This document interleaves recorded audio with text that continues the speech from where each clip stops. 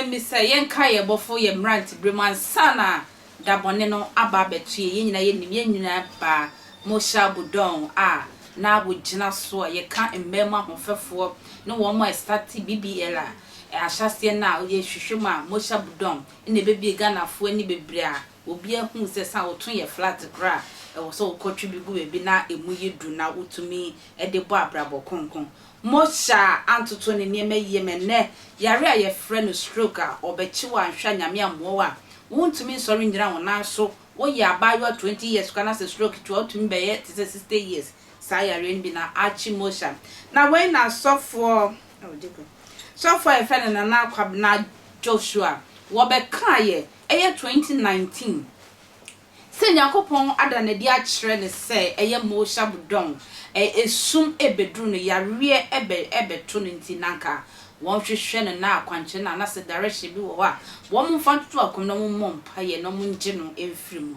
Ghana fon bebre na ebehoro sofo esan abonten eye no se femu na wo pe ama Moesha no so entimi ahwehwe no ensi ano kwan enne hwede atu ye nua ba no we na sofo kwabra bo ahede efutu de maba wa na aba nyina se sofo bi ehunhu asem ne po obeta social media so ebeka yenyi sebe ahantanto nchen na se ne tie be yenhwehwe ni pakro no na se owombo bi a wode apoa no ma yentie sofo kwabra bo ahin emrasia ni papa bi ato me fo se kwabna jai nipa ne hia na obeba ene me hu Moesha video ama me re aho papa me re aho ade eye me je nyina ne se omo ana omo kan wo kwabna person de ne trend free see na bloggers 3 days ago me one me baba ko US send me a video of a blogger be the needing something or YouTube and then this blogger was insulting ade atwa no ansa na me hu say video ba bonte ne hwe e ka no krepa a kire wo say abrabona ye bon wo honye ni kan Moesha o manani da o kan dodo wa mompaye wentutu na namu ye ebra anbone pese mo atake na me kasaya na Ghana fofo se me pese me de na je trend wona mo na ndidi matam be ne abayo Moesha me hu na ni sofi me ni aseba because Moesha no your babia in fact hu oba o sa hu feni hwe na bra bwane o yo yonge afato hu fo na twa hu so ye because Abrabono 2019 December 2019 how many years now and then at the end shall see a year after a year up to now this is an honto. I wanted to go to details about this thing and it will be west but the thing that me person Ghana for United as here say yes sister no erade samba boano erade be boano because minimum team ya bompa man pa right erade be boano in all angle but the journey hand tiny ya fantonche. And then this is to all of us, yes. Public figures. Okay. Because nipa bi ewu enye omuwo. Abrabo enye nikan ye debo. Yes sister me kan okura de ma kwan ba no nyina ne se na ode nikan na bo abrabo. Na ode nikan pa na wo bo abrabo for say abrabo na ni abrabo nye nikan. The colleagues are not omo nam nyina no they were working on something. Me say nye nyankopon na ye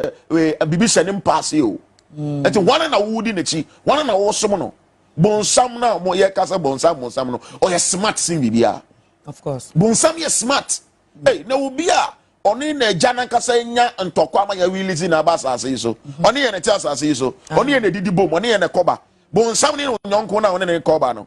bonsam ni ne woni ne tie edun se didi no eti David ka sembe I Psalm 55 verse number 13 and 14 Wase ni amene ni din komo ami kama sum sem chem no ono no ye matamfo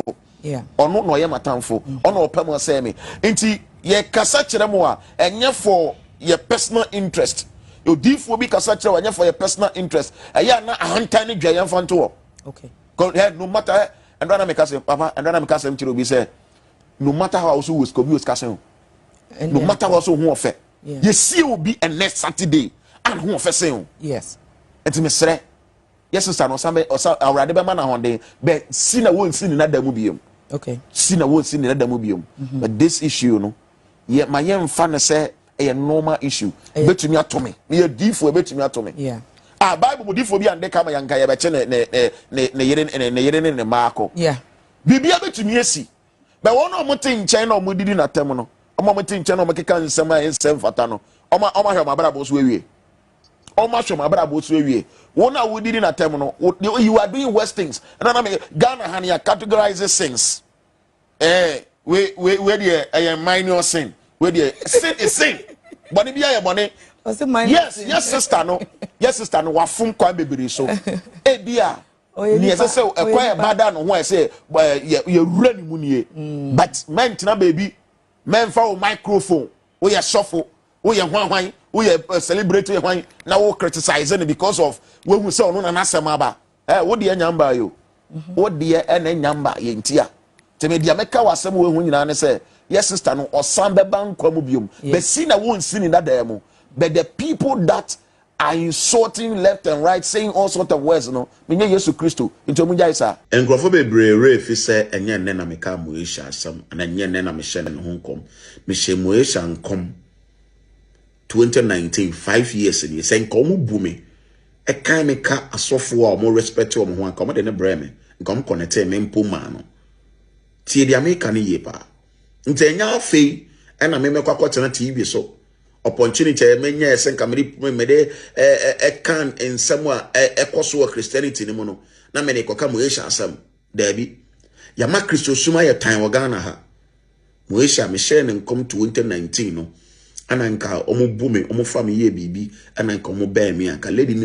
go through what they all go through ni da minim dia meka onyame ohata soro madanse ni nyakopo kire ma kwankyira nka me nyama lady no Yamfa no nto nche yare ne sha se so nyakopo kire me nyama lady no nyakopo kire me nyama nka me nyama lady till today I have things that nka me to me nyama lady no but omumbu me mfa me nyehwe me meni omode be chi asofo so sa enye se eyewe o ade wo ho ese nka ye de hato hare ye de hato wana nka lady no ho ye den eto no na munim se na masam we so ma me ne a lady presenter bi ekeka ma dwenche lady presenter bi no oye djuma bia na ya brefo ye djuma no bia na oni Kofi Adoma ye djuma no ama lady no and then the yere free radio so me na me nim dia me ye o me close at mu